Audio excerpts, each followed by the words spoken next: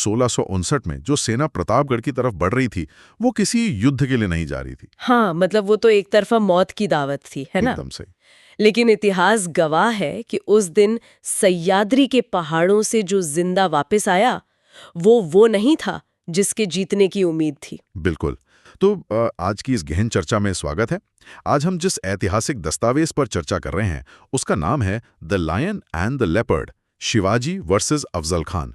स्रोत हमें 1656 के दौर में ले जाता है जब छत्रपति शिवाजी महाराज ने जावली पर कब्जा कर लिया था। हाँ, जावली की जीत एक बहुत बड़ा टर्निंग पॉइंट था। तो जावली के जो मोरे परिवार का वारिस था वो किसी तरह भागकर बीजापुर पहुंचता है और आदिल शाही दरबार में शिकायत करता है। अब मुझे ये बताइए कि एक जावली के जाने से बीजापुर के दरबार में और खासकर आदिल शाह और उसकी माँ उलिया बेगम, जिन्हें बड़ी बेगम कहा जाता था, उनके बीच इतना भारी हड़कंप क्यों मच गया? देखिए, हड़कंप मचना लाजमी था। दरबार को अब समझ में आ रहा था कि ये कोई छोटा मोटा जमींदारी का झगड़ा नहीं है। जावली जीतने का सीधा मतलब था कि शिवाजी महाराज की पहुंच अब सीधे कोंकण तट और कल्याण भिवंडी तक हो गई थी। अच्छा, मतलब आर्थिक रूप से वो बहुत मजबूत हो रहे थे। बिल्कुल। ये बीजापुर की अर्थव्यवस्था और व्यापार के लिए एक बहुत बड़ा खतरा था। बड़ी बेगम और आदिल शाह को साफ दिखने लगा था कि शिवाजी नाम का ये युवा मराठा अब रुकने वाला नहीं है। उन्हें लगा होगा कि अगर आज इस आग को नहीं बुझाया गया तो कल ये सीधा बीजापुर के दरवाजे तक पहुंच जाएगी। हाँ, और इसी वजह से दरबार में खौफ का माहौल बन गया था। और खौफ में इंसान अक्सर अजीब फैसले लेता है। यहाँ दरबार ने एक बहुत ही टेढ़ी कूटनीतिक चाल चली। उन्होंने सीधे शिवाजी महाराज पर हमला करने के बजाय कर्नाटक में तैनात उनके पिता शाहजी राजे को एक सख्त पत्र लिख दिया। हाँ, उन्होंने शाहजी राजे से कहा कि अपने बेटे को रोको, वो हमारे साम्राज्य के लिए सिरदर्द बन रहा है। ये तो बहुत ही अजीब स्थिति है। ये आदिल शाही की तरफ से एक मापी तुली चाल थी। वो चाहते थे कि शाहजी राजे का जरिए बिना कोई सेना भेजे ही शिवाजी महाराज पर पारिवारिक दबाव बनाया जाए। समझ रही हूँ। लेकिन शाहजी राजे का जो जवाब आया वो कूटनीति के पन्नों में दर्ज करने लायक है। उन्होंने बहुत ही शांत और स्पष्ट शब्दों में दरबार को लिखा कि देखिए, शिवाजी मेरा बेटा जरूर है, लेकिन वो मेरी कोई बात नहीं सुनता। अरे वाह। हाँ, उन्होंने कहा कि उसका मेरे नियंत्रण से कोई लेना देना नहीं है। मुझे ये स्थिति बहुत ही दिलचस्प लग रही है। अगर हम इसे आज के संदर्भ में देखें तो ये कुछ ऐसा है जैसे किसी बहुत बड़ी कॉर्पोरेट कंपनी का बोर्ड अपने एक पुराने भरोसेमंद वाइस प्रेसिडेंट को बुलाकर कहे कि देखो, तुम्हारा बेटा वो एक नया टेक स्टार्टअप खोलकर हमारी ही कंपनी का मार्केट शेयर खत्म कर रहा है, उसे बंद करवाओ। हाँ, बिल्कुल सटीक उदाहरण है। और वो वाइस प्रेसिडेंट बोर्ड के सामने खड़े होकर इतनी सफाई से ब्लफ करे कि पूरा बोर्ड ही चकरा जाए। वही तो, क्योंकि शाहजी राजे ने सिर्फ इतना नहीं कहा कि बेटा मेरी नहीं सुनता। उन्होंने तो यहां तक कह दिया कि अगर दरबार में कोई और योग्य सरदार नहीं है तो वो खुद सेना लेकर अपने बेटे के खिलाफ लड़ने जाने को तैयार हैं। ये तो सच में एक मास्टर स्ट्रोक था। बिल्कुल। और इस एक मास्टर स्ट्रोक ने आदिल शाह के पसीने छुड़ा दिए। दरबार में ये सोचकर ही दहशत फैल गई कि अगर शाहजी राजे को एक बड़ी सेना, हथियार और खजाना देकर महाराष्ट्र भेजा गया और वहां जाकर पिता पुत्र आपस में मिल गए तो क्या होगा? मतलब वो दोनों मिलकर बीजापुर की ही ईंट से ईंट बजा देंगे। एकदम सही। शाहजी राजे ने अपनी बात इस तरह रखी कि दरबार को खुद ही उन्हें रोकने पर मजबूर होना पड़ा। और नतीजा ये हुआ कि आदिल शाह ने शाहजी राजे को कर्नाटक में ही रहने दिया। ये कूटनीति में सही समय पे सही शब्दों का इस्तेमाल कैसे किया जाता है, इसका एक बहुत शानदार उदाहरण है। हाँ, और शाहजी राजे के इस ब्लफ ने जाने अनजाने शिवाजी महाराज को अपनी स्थिति और मजबूत करने के लिए बहुत कीमती समय दे दिया। लेकिन अब मुझे यहाँ एक बात समझ नहीं आ रही। जब पिता वाला विकल्प खत्म हो गया तो आदिल शाही दरबार ने किसी बड़े और नामी सरदार को क्यों नहीं भेजा? स्रोत बताता है कि दरबार में एकदम सन्नाटा छा गया था। हाँ, कोई भी शिवाजी महाराज के खिलाफ जाने को तैयार नहीं था। तब जाकर अफजल खान ने जिम्मा उठाया।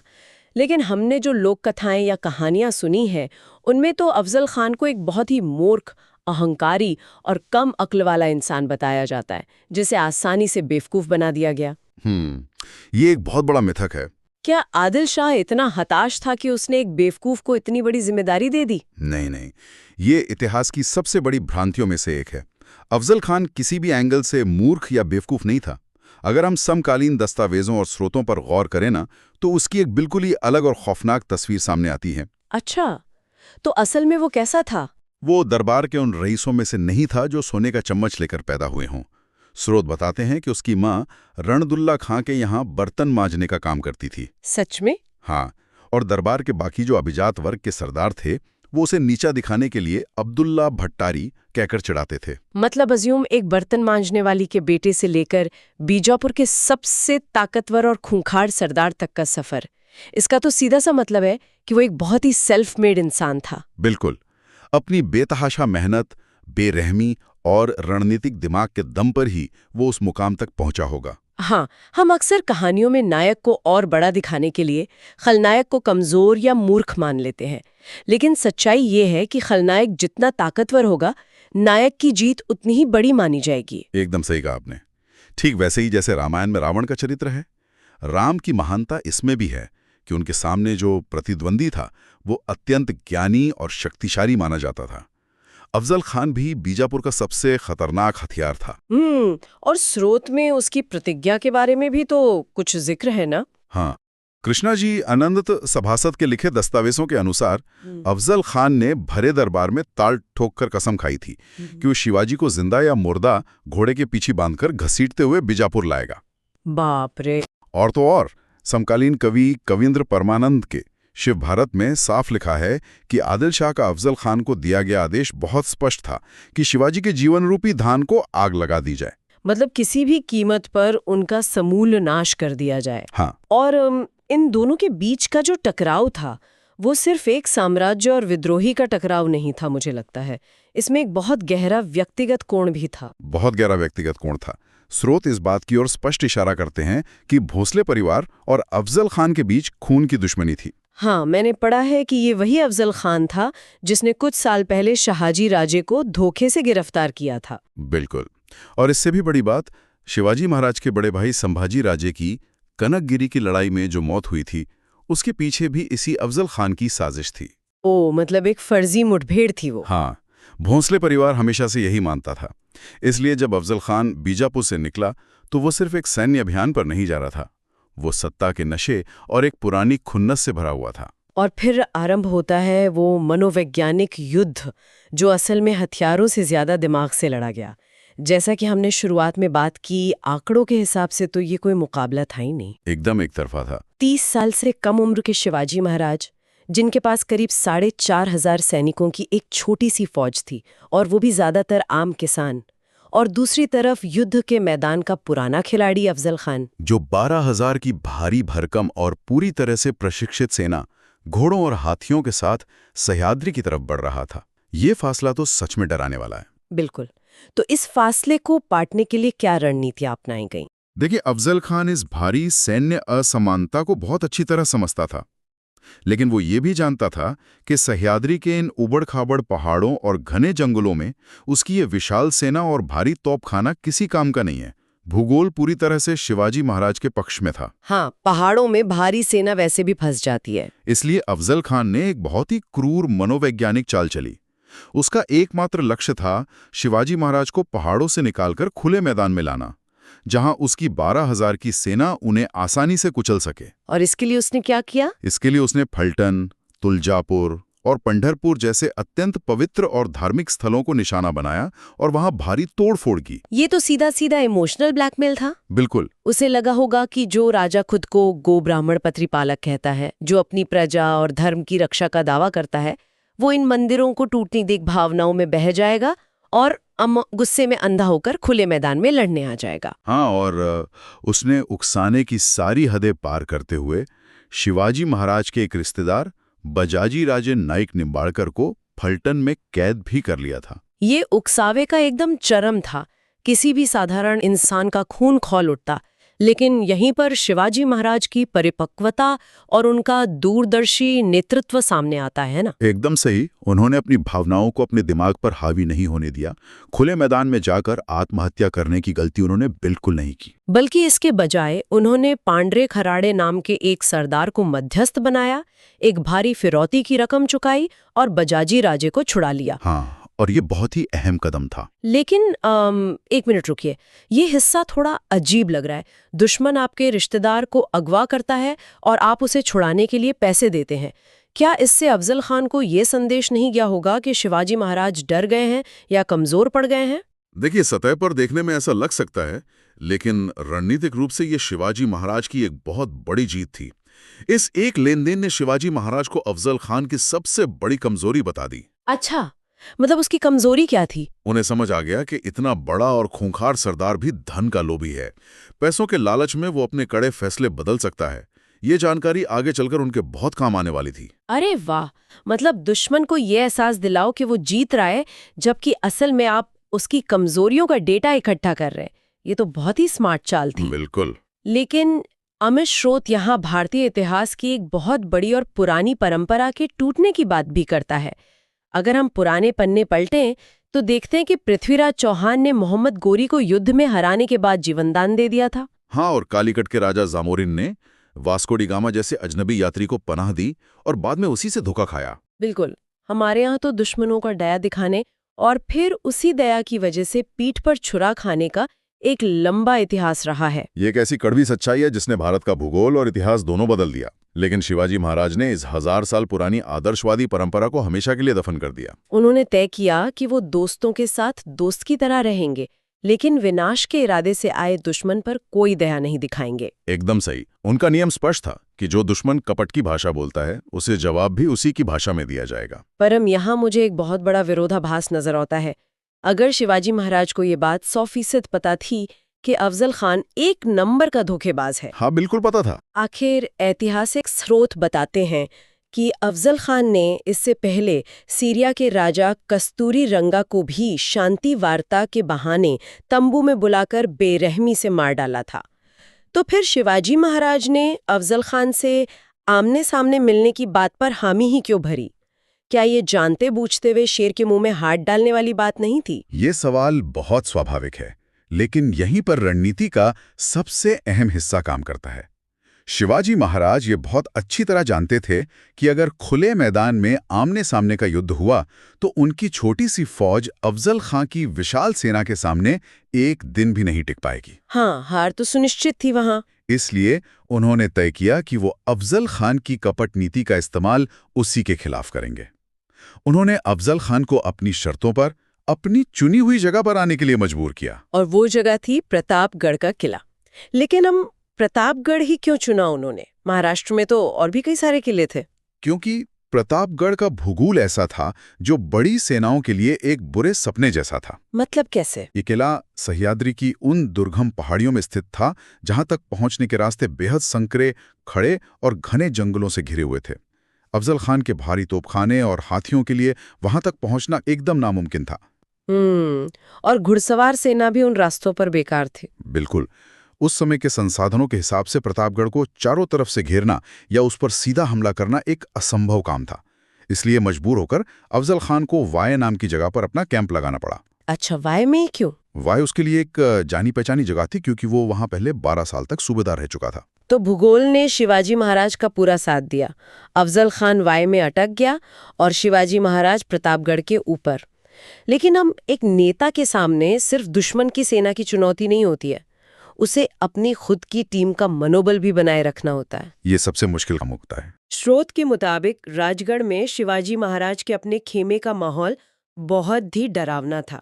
उनके अपने सहकर्मी, उनके मंत्री अफजल खान की विशाल सेना और उसकी क्रूरता के किस्से सुनकर बुरी तरह खौफजदा थे। हाँ, जब शिवाजी महाराज ने बैठक बुलाई तो ज्यादातर दरबारियों की यही सलाह थी कि अफजल खान के सामने सरेंडर कर देना चाहिए या कोई समझौता कर लेना चाहिए। और ये डर अस्वाभाविक नहीं था। उन लोगों के लिए ये जीवन और मृत्यु का सीधा सवाल था। बिल्कुल, लेकिन एक लीडर की असली परीक्षा ऐसे ही समय पर होती है। और इसी नैरेटिव को गढ़ने के लिए शिवाजी महाराज ने प्राचीन भारतीय कूटनीति का रुख किया।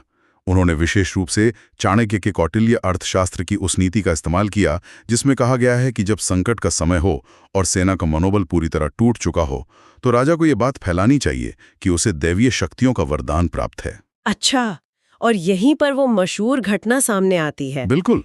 एक सुबह शिवाजी महाराज अपने डरे हुए दरबारियों और सेनापतियों के सामने आते हैं और बताते हैं कि रात उनके सपने में कुल देवता तुलजापुर की भवानी माता ने उन्हें दर्शन दिए हैं।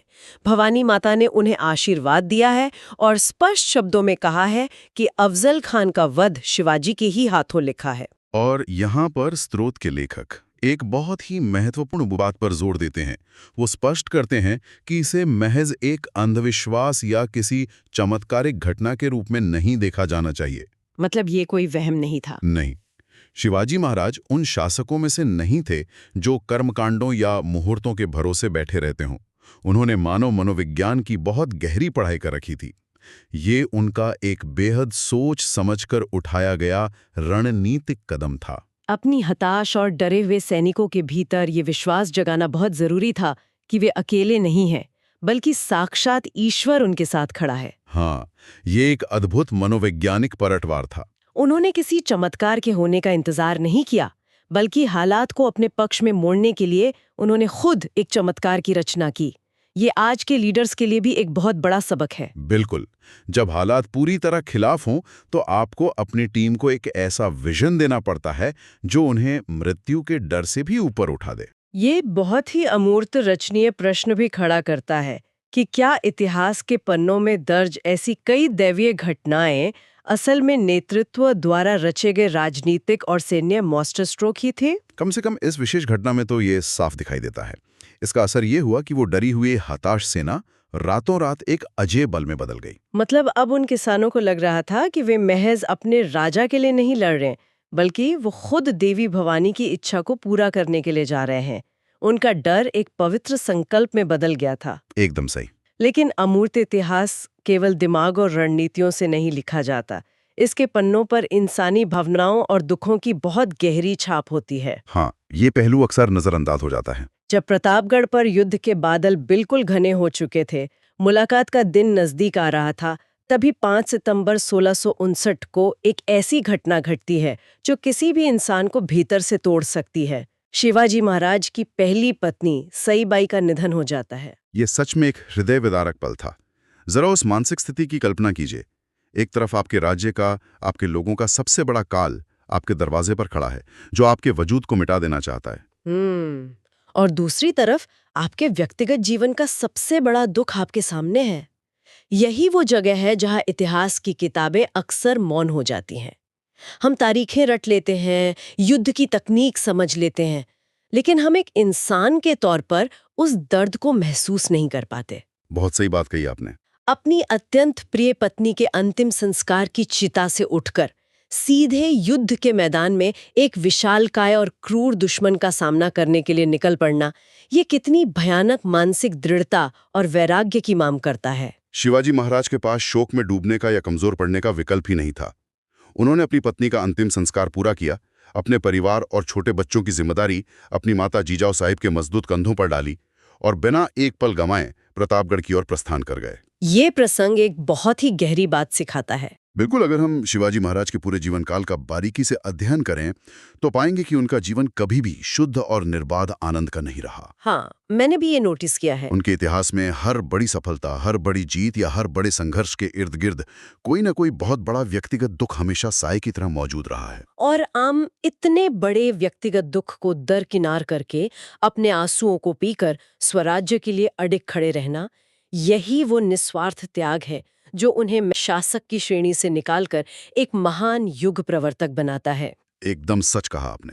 और हम सोच सकते हैं कि उनके इस अकल्पनीय त्याग का उनकी सेना पर क्या मनोवैज्ञानिक असर हुआ होगा, जब उन साधारण किसानों ने देखा होगा कि उनका राजा अपनी पत्नी की चिता ठंडी होने से पहले ही उनके साथ कंधी से कंधा मिलाकर लड़ने आ खड़ा हुआ है। तो उन सैनिकों के भीतर किस तरह का समर्पण पैदा हुआ होगा। स्रोत भी ये इशारा करता है कि शिवाजी महाराज के इसी चरित्र और इसी उदाहरण का सीधा प्रभाव था कि भविष्य में स्वराज के लिए लोगों ने हंसते हंसते जान दी। हाँ, इसी का असर था कि बाद में तानाजी मालुसरे जैसे महान योद्धाओं ने कहा कि पहले शादी कोंढाना की, फिर मेरे बेटे रायबा की। बिल्कुल, उन्होंने अपने इकलौते बेटे की शादी का मंडप छोड़कर कोंढाना का किला जीतने को प्राथमिकता दी थी। शिवाजी महाराज ने महज आदेश नहीं दिए, उन्होंने एक ऐसा नेतृत्व स्थापित किया जो उदाहरण से चलता था। और यही इस पूरी चर्चा का सबसे अहम निष्कर्ष है।